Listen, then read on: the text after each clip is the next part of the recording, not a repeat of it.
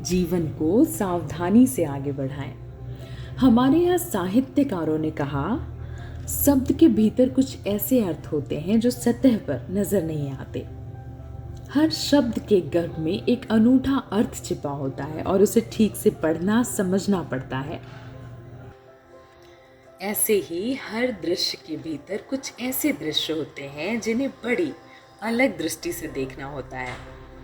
महाभारत के युद्ध में जब दोनों सेनाएं बिल्कुल तैयार थीं, उसी समय युधिष्ठिर अपने शस्त्र रखकर कौरव सेना की ओर चले तो उनके भाइयों को लगता है बड़े भाई युद्ध से पहले ही समर्पण करने जा रहे हैं। कौरव सेना के लोग तो आपस में बात ही करने लग गए कि युधिष्ठिर ने पराजय स्वीकार कर ली है, लेकिन दो लोग जानते थे कि वे करने क्या जा रहे हैं।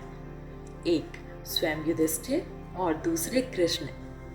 जैसे ही युधिष्ठिर ने भीष्म के आगे घुटने टेके, कौरव सेना प्रसन्न हो गई कि युद्ध शुरू होने से पहले ही समाप्त हो गया।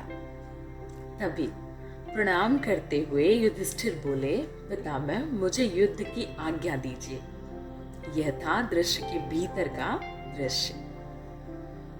आज हमारे जीवन के युद्ध क्षेत्र में भी दृश्य के भीतर कई दृश्य ऐसे हैं जिन्हें हमें बहुत समझदारी से देखना है।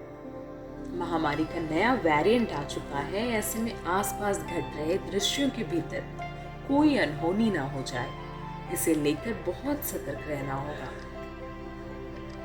जीवन को बड़ी सावधानी के साथ आगे बढ़ाना है, यह हमारा कर्तव्य है, मजबूरी नहीं।